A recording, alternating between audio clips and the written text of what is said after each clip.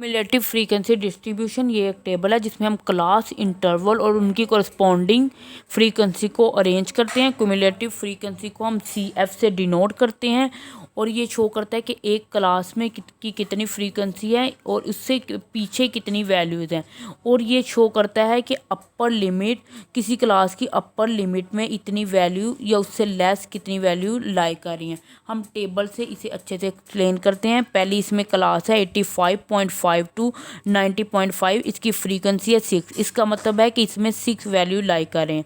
90.5 second class है, 90.5 to 95.5, इसमें values हैं 10, इसका मतलब है कि इसकी क्यूमुलेटिव फ्रीक्वेंसी 10 है। इसका मतलब है कि 6 + 4 यानी इसमें 4 वैल्यूज़ इसकी हैं और 6 प्रोसीडिंग है, इससे पीछे वाली वैल्यूज़ हैं।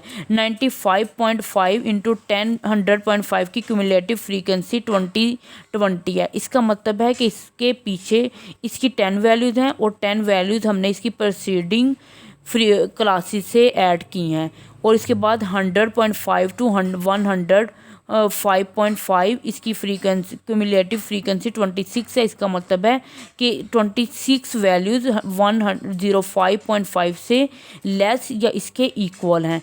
और उसके बाद 105.5 टू 110.5 की क्यूमुलेटिव फ्रीक्वेंसी 29 है। इसका मतलब है कि 29 वैल्यूज़ इसके इक्वल और इससे लेस हैं।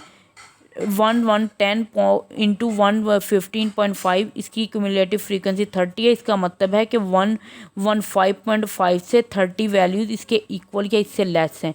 इसके अलावा हम इसे कंपेयर करने के लिए डिस्ट्रीब्यूशन की कंपैरिजन के लिए यूज़ करते हैं और हम इसे रिलेटिव क्यूमुलेटिव फ्रीक्वेंसी या परसेंटेज क्यूमुलेटिव फ्रीक्वेंसी के थ्रू इसे टेस्ट करते हैं, क्योंकि अगर हम इसे किसी और मेथड से करें तो सैम्पल साइज डिफरेंट होने की वजह से ये डिस्टॉर्ट हो जाता है, मतलब ये बिगड़ जाता है।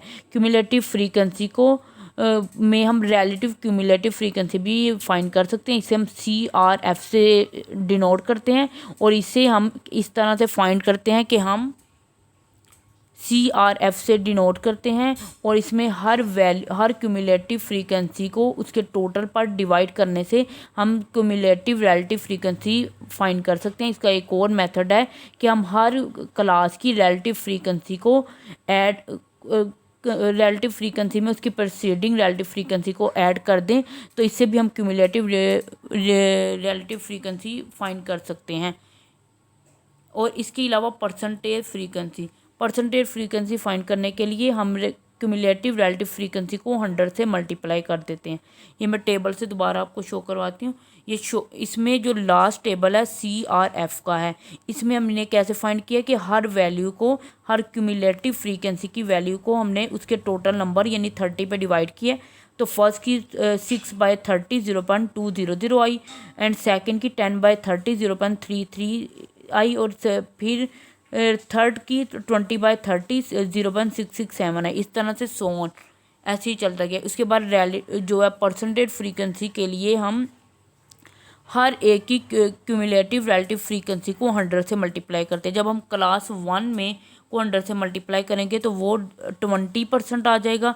क्लास 2 को मल्टीप्लाई करेंगे तो वो 30% आ जाएगा, 33.3% आ जाएगा। क्लास 3 की क्यूमुलेटिव रिलेटिव फ्रीक्वेंसी को 100 से मल्टीप्लाई करेंगे तो वो 66.7 आ जाएगा। इस तरह से हम क्यूमुलेटिव रिलेटिव फ्रीक्वेंसी से परसेंटेज रिलेटिव फ्रीक्वेंसी भी फाइंड कर सकते हैं।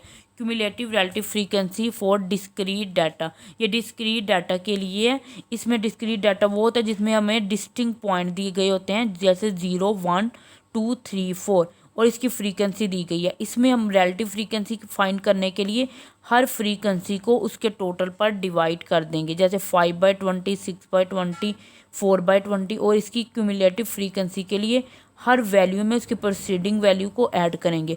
फर्स्ट वैल्यू इसमें 5 है और सेकंड 11 है। 11 कैसे आई है? 5.6 करने थे।